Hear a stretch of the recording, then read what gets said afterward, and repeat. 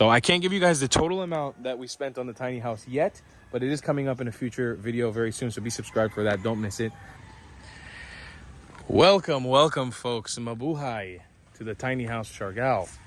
I am going to actively try to keep my hand more stable and not move around so much when I'm filming today's episode. One, because I don't have a tripod, and two, because a lot of you guys have been complaining recently that my hands are too shaky in the vlog, and it's dizzy for you guys to watch. But anyways, I'll do everything very slowly. Here's the entrance to the tiny house, folks. Welcome. I'm going to purposely hide a little bit of what has been done here new, because there's some stuff maybe in that general area that is brand new that you haven't seen yet, because I'm recording this a little bit further into the future. But today I wanted to do a Q&A to answer a lot of your guys' questions about the tiny house Siargao. And you know, you guys have had a lot of burning questions, so I opened up my DMs and also all the information that I have possible to give about the tiny house Siargao, and I thought we would just answer them in the different areas of the house as we give you a bit of a tour. There will be a full completed house tour video coming soon too, because I am unfortunately leaving the Philippines again soon for a little while, just to do some work and see some family. But I did want to give you guys a full house tour of the tiny house Siargao before I embark on my adventure. So that's going to be coming up very soon. Keep tuned for all that. Sorry, I'm actively trying to turn very slowly. But yeah, let's find us a nice spot here where we can answer some of your burning questions about the tiny house Siargao. So we'll start with the first question that comes from Spy HP8KI on YouTube. They asked, my only question is no more leaks. I am happy to announce that knock on wood. Where's my wood? Wait, let's knock on some wood. Knocking on wood. Whew. I really hope not to jinx that, but the last almost year now, there have been no more leaks in the tiny house. I'll actually show you guys the exact area where the leaks were happening so you guys can tell. Again, I'm going to try to walk very carefully as to not disturb anybody's vision. I apologize. I record all my videos on an iPhone, so I'll show you guys exactly where the leaks were happening for a very long time and how we solved them. So this is the wall where all the leaks were happening. So as you can see, we never repainted that wall, that segment of wall. It's all of this. And this is where for you guys, it was almost a year of watching on YouTube, but for me, it was about 4 months in actual time where the house was leaking. And it was very frustrating because I could not find anybody to solve this damn leak, except for Jeff. Jeff was the only guy who was able to put an end to that craziness. So here's leak number 1, leak number 2. And through all the contractors and the builders that were here, actually some of them made the leak worse at some points. So that was very, very disappointing and annoying. But fingers crossed, I don't eat my words, and everything remains the same. All leaks in the tiny house Siargao have been plugged for now. The only sort of kind of side leaks that we have going on, and this is for future projects that you'll see in the future vlog, is we did install a gutter system and about a 2,000 liter water tank. You'll see this in the future videos of constructing.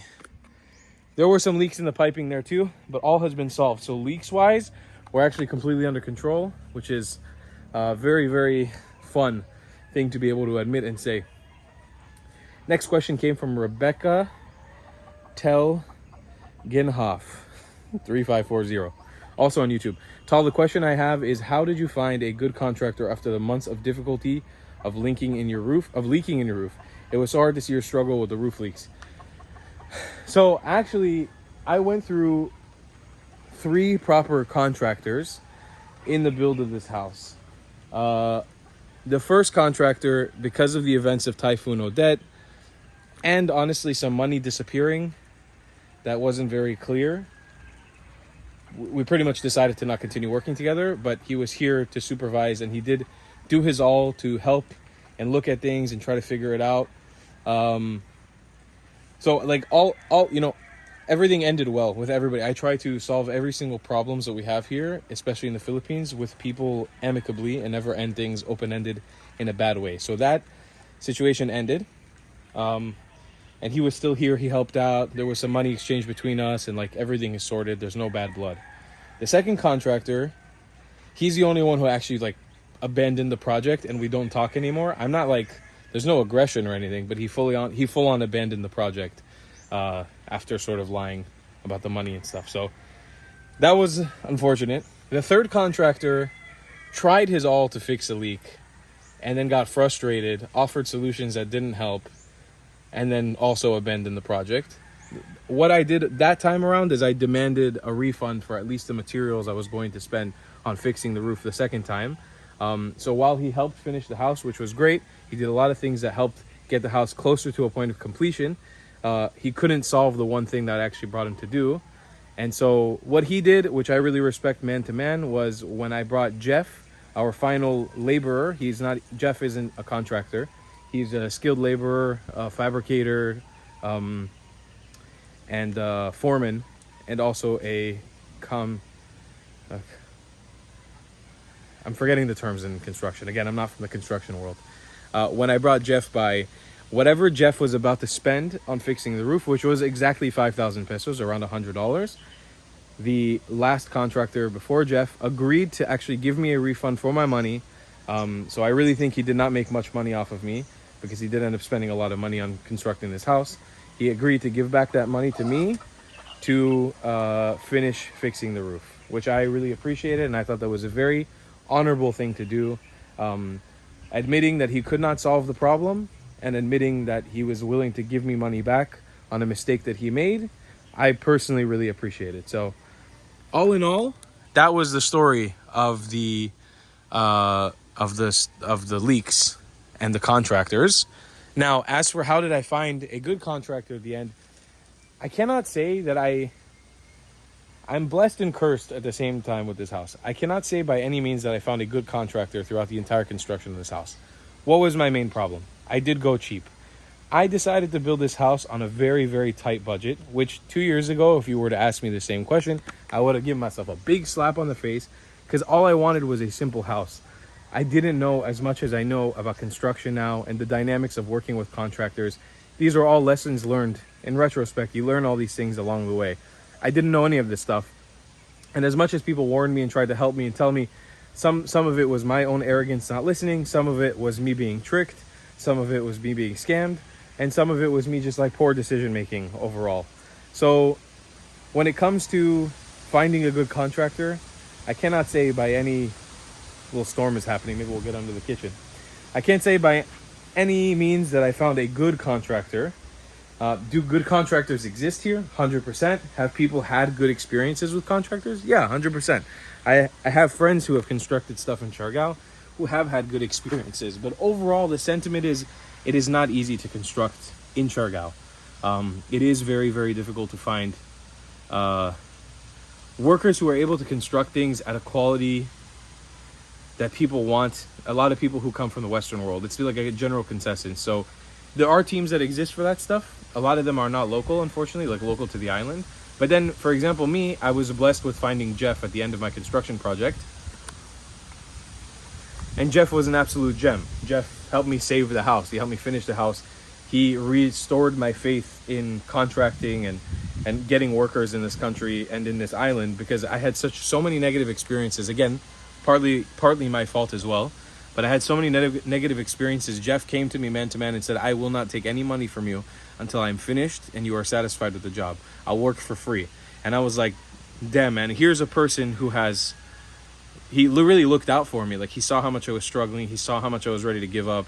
And he looked out for me, and he saved the house. Because I think without Jeff, I was kind of on my final straw. I was getting ready to pack up and just say, I can't deal with this anymore. Like, I'm never going to get out of this. And I really thank Jeff, because while he's not a contractor, if I ever were to build something again in Siargao or anywhere in the Philippines, Jeff would be either the first person I would call to help me get it done, or I would pay him for his time to help me figure out a situation to get him there. Whatever it would be, wherever I would decide to build, Jeff would be the first person that I would honorably be able to say, hey, this guy looked out for me. He's going to be a part of whatever I do next if he wants to. And I really appreciate that about Jeff. And I'm happy that I was able to find a sort of silver lining in the darkness of the construction of this house. Jeff was really, he was my rock there towards the last, I would say, 3 months of construction. And then plus, even after now I came back from my trip around Asia, Jeff has done all of the work in this house, including the chicken cage and the gutter and the new shelves that we put up here. There's a bunch of stuff that has been done that Jeff was directly responsible for. So Jeff is the best, man. He's my number one here, and I really, really appreciate him more than I can say. And I've tried to compensate him for my appreciation many times over. I do my best to try to supply him with constant work, not only here, but other friends need help on the island for construction work. I try to always push Jeff as the number one option. The thing is with me, if you do me dirty, it's not like I will get revenge, because there's no point in getting revenge. Revenge is not a thing that ever helps anybody, and I'm a guest in this country, as a lot of people in the comments always like to remind me. And I know very well that I'm a guest in this country. I'm not a citizen. You know, I always acknowledge the fact that I am a guest in this country, and I always try to respect and treat people the way that a guest in their country should. But if you treat me right, especially here, and you take care of me, and you look out for me, and you don't try to pull a fast one on me, I always reward that. Always. Just for example, the other day, now we're getting into a ramble a little beyond the Q&A. The access road coming towards the tiny house is not great, and it's full of potholes. And I've been trying to push people to help me sort of fix it in the neighborhood for the last year or two. I've done a lot of that legwork myself. I've paid for it many times to get fixed. And I sort of gave up a little while ago because I had spent a lot of money on it. Let's go inside the house. It's getting loud in here. So the access road being as screwed up as it has been, I just didn't want to pay any more money to keep fixing it over and over again, because sometimes it was getting moved and sometimes it was getting destroyed even further. And yesterday when I was driving by, somebody was with a tagad, which is a metal pole in the Philippines that you're able to sort of uproot dead trees from and break rocks. He was removing all these dead palm trees that were there from leftover from the typhoon. So I came by and I gave a tip of money as my contribution, because the fact that it came from him, it came from the locals, it came from the local people trying to do it and help and contribute as well. Because it's something that helps not just them, but it helps also me. It helps get access to my house and people who will eventually stay in my house in the future. So to me, I was like, I like seeing people in the local community also taking part and helping the general community around me. And bayanihan is something that I always try to push. It's something I learned in the Philippines, and I always try to push it and make it something happen, especially if there's a problem in the neighborhood that affects me and other people. I always try to push for, let's try to find a bayanihan solution where everybody partakes, everybody does their part. It doesn't always work out, because also I acknowledge the fact that a lot of people around me here live in poverty or in impoverished conditions, but I tried my best, and yesterday I was rewarded for that, which made me really happy. It made my day. And now the access to the tiny house is fantastic. It's really good. It's not the best. There's still a lot of potholes and floods, but it's a lot better than it was. So that's just a little example. All right. Jennifer Summabon 624 says, were you discouraged or having regrets buying a lot and building a house in the Philippines? Very interesting question. A lot of people comment to me, how did you manage to buy this house and lot in the Philippines? Something I need to explain, especially for viewers who are new. Foreigners such as myself, I am not a national of the Philippines. I don't have any residency or passport here. They cannot actually buy any land in the Philippines. There's ways to buy land by making a corporation and doing all kinds of loopholes to get the land. But again, I'm not a very wealthy person. I don't have much money to put behind building a corporation here, because that does cost a lot of money, and you kind of do have to have an actual company behind it and run a business. I was never interested in running a business per se. I just wanted this to be my personal house that I could store my things and come back to Siargao whenever I come back to Siargao. Because I don't have a house anywhere else in the world. I have places where my parents live, but by no means are they very big or comfortable. So I wanted a place that I could call my own and a place that I really love, and that was Siargao. And so the only option for a foreigner like me is to lease the land. So what I have is a lease on this lot that is for a very, very long time. That also gives me the ability to continue leasing it after its expiration date. It gives me sort of a first priority to continue leasing this house or continue leasing this lot. It's a very small lot. It's only about 200 square meters. And I have first priority to continue leasing this land into the future. So for about 30 to 50 years, as long as I keep paying my pays, which I always have my intention of doing, and I have very good connections with the landlord of the land. She's a very, very close person in my life now. As long as I keep paying my dues, there's no problem, and I will keep paying my dues forever on this lot. I have an agreement that works out for the two of us. It's signed in a contract, and bada bing, bada boom. That's how I have land in the Philippines. It's not real. It's not really mine. It'll never be under my name unless somehow I become a national of the Philippines and then offer to buy the land if the owner of the lot wants to sell it to me. But since that's not on the cards at all right now, I don't have the money to buy this land or the intention or the ability, because I'm a foreign national. I can only lease the land. So this is my beautiful land that I lease here in Siargao, Philippines, and I love it so much. And this is my little house that I built, the tiny house Siargao. And this is my beautiful logo that a good friend of mine, Kim, made. He's a local, or not a local, he's from Cebu, but he lives here in Siargao. He's a great surfer and a good friend. And this is my little spot. And now I said this is my little spot because now I'm prefacing the regret situation. Regret is a strong word. I'm going to come very clean. I've explained this before in the past. I don't know how many times, but I'll do it again for context's sake.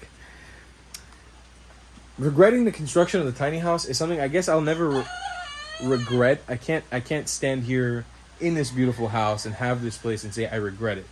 But just speaking very honestly, the time that was consumed of my life and the stress I endured constructing this place, again, some of it by my own accord, some of it was my fault. A lot of it I would say is my fault, my arrogance, my lack of knowledge. A lot of it was also people taking advantage of me. It's just the reality. Because of how stressful it was and how hard it was to construct this house, and as well as how many problems I will have in the future, because there's no doubt this house was not constructed perfectly. There will be issues in the future. Undoubtedly, it's going to happen, for sure. Because of all those elements, I don't know to say that I don't regret constructing the tiny house. I don't think it's a full-on regret ever, but maybe I do regret the amount of time that I spent on it and how much that affected my actual business. If a lot of you guys don't know, my work, my life is YouTube. I make YouTube videos of me traveling around the world on a separate YouTube channel, where a lot of the videos on this channel used to be found. And I started this channel strictly to document my life in the Philippines whenever I'm here. And so because I was sort of stuck with this project for so long in Siargao, and I wouldn't replace my time in Siargao for anything in the world, because the memories that I made here, the friends, the experiences I had here, I would never exchange that for anything. But the time I've spent here building and dealing with the construction of this house, I pretty much lost my business, and now my actual business doesn't make me any money anymore. The Traveling Clat, which is my other YouTube channel, it's fully down the drain, which really sucks. Yeah, I mean, I spent almost all of my savings on finishing the house. And when I show people this house and I tell them how much money I spent, which will come in a future video, and I'll tell you guys exactly how much I spent on everything on the house. When I tell people how much I end up spending on the house, a lot of people laugh at me and they say, wow, you got scammed, you got taken for a ride. And it's true. So do I have regrets? I don't know what to say regret, but there are things I wish I did better. And I'm not 100% certain that this wasn't a mistake. You know, maybe I don't regret it, but a mistake, I'm just hoping that I can come out of it financially. Like, I have the house and that's great, and I can do some things with it to allow me to at least not worry about money so much. But it's like I don't really know, because losing your business over a house, I'm not sure if that was the smartest move in the world, and I did fully lose my business because of this house. My other YouTube channel is pretty much dead and kind of hard to revive. I'm hoping that I can do it, and it'll require me to leave the island and leave the Philippines for a while to get it back on track. But it is something that I look back on and I'm a little bummed about it. You know, it's not fun. It's not fun to accept the fact that that was the exchange. You know, you got the house, but you lost all your money. I pretty much lost all my savings, and you lost your career, the thing that made you money. So that's not fun, but it is what it is. So from our Instagram on Buhay Nital, we got a question: is how tiny, from Udara, how tiny is tiny actually? That's the real question here. And I guess that means how tiny is the tiny house. So to give you guys exact dimensions, now I haven't remeasured this since we had the original architectural plans, and some things have had to be adjusted and fixed because of mistakes that we made. The outdoor area here, this kitchen area, is supposedly supposed to be somewhere in the range between 18 to 20 square meters, this whole floor area. So again, it's an open area, it's not closed in, but it does extend the size of the house quite a bit. What I always tell people why this is a true tiny house, because the actual interior floor area of this house is tiny. It's a room, and it's actually a pretty small room. This is only about 15 square meters. It's very, very small. I think it's not even 15, it's like 14 something. So the actual floor area of the interior of the tiny house is puny. It's so small. And the bathroom is about 5 square meters, the totality of the bathroom. Oh, great. There you go. We were talking about leaks. We got a new leak. That's fun. These things never end. Yep, there you go. We got a little leak in the bum gun. All right, I'm going to have to fix that later. That's good to know. So, yeah, that's the interior area of the bathroom of the tiny house. The CR is only about 5 square meters. That's it. 5 square meters gets the job done. Now, you may ask yourself, wait, that's a very big bathroom comparative to the size of the house. Because usually houses are not this big of a percentage of the total size of the house. To me, after years of spending time in the Philippines and traveling around Southeast Asia, I noticed that bathrooms are not as important here for a lot of people as they are in the West. And to me, a person who spends a lot of time in the bathroom, I do a lot of my work on the toilet. I know as funny as that sounds, I do spend a lot of time in the bathroom, and nothing I love more than on a cold night or on like a sort of chilly night in Siargao when you get out of surfing is to come home, be in a nice warm shower without the floor being wet, you know, everything being dried and segregated into its own areas, and obviously very clean and hygienic. We tried to design a bathroom that encapsulates that, so all the water always stays here, and none of the water ever goes here besides when we have leaks like this, which do happen kind of often, to be completely honest. Yeah, so that's the bathroom for you. And then the upper space, the loft, which is all made of native material. It's all wood. So it does get kind of hot here if you don't have the AC running. It's only about 7 to 10 square meters. I'm not 100% clear on the floor area left because we got some of it eaten up from this. But it's only about 7 to 10 square meters. It's a little bit double the bathroom. So all in all, the entire floor area, the square meterage of the tiny house is about 49 to 50 square meters if you add all the pieces together. It's not 100% clear because I think things did not come out exactly as they were in the architectural plan, but that's the total size of the tiny house. So when you ask how tiny is tiny, it is pretty tiny.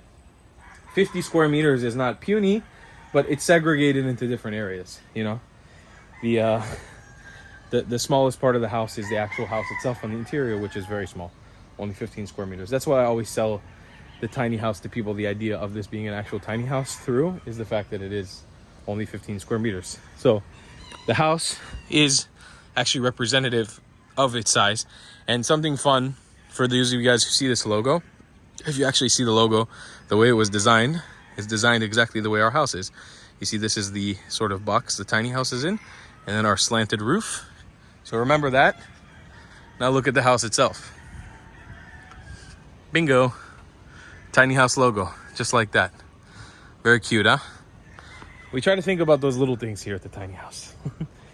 So I think those are all the questions that I got. I'm going to just quickly run into the YouTube comments and just kind of browse through here because you guys do ask a lot of questions on the day-to-day, and I thought if there's any questions that are burning in the comment section, maybe I'll just see what people are adding. Oh, here, you just got another question in from the Lilac Bloom. Do you plan to rent it out or put it on Airbnb in the future? The tiny house. Yes, it's definitely a plan.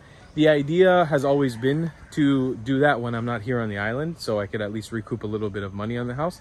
I'm not 100% clear on how I can do that at the moment, and I will update you guys the second that it's there. If you want to just follow us on Instagram at Tiny House Siargao. You'll see all the updates on the house, especially once I leave here, because I'm having somebody help me sort of manage the house while I'm gone. But yeah, in the future, this house should be rented, should be able to be on Airbnb or booking.com. For now, it's not 100% clear how exactly, but check the Tiny House Instagram down below in the description to see updates about that in the future. I think one of the nice things about it is a lot of you guys have been super supportive about potentially renting this house in the future, and I really see how much love you guys give it and how much you guys enjoy seeing the construction of this. So I appreciate that a lot, and knowing that I'll have hopefully a group of future customers in the future who would be willing to rent this place out it makes me very happy. So some people asked also, a lot of people want to know where this house actually is. You can see it on Google Maps actually. If you just look up the Tiny House Siargao, it's available on Google Maps. You can see where we are. We are located, because in Siargao there's no proper addresses yet. I know, crazy. There's no house numbers, proper street names, like there's no side street names. The exact address of the Tiny House Siargao is the Tiny House Siargao, like that's in the address. And then it's Access Road, which is the access road going out to Tourism Road, or the Siargao Circumferential Road, which is the road that circumferences the entire island. That's our sort of connection road to the main part of the island. And then the barangay is Santa Fe in the municipality of General Luna on the island of Siargao in the province of Surigao del Norte. We're in the region of Caraga, but we don't really put that in addresses in the Philippines. And then our zip code is 8419.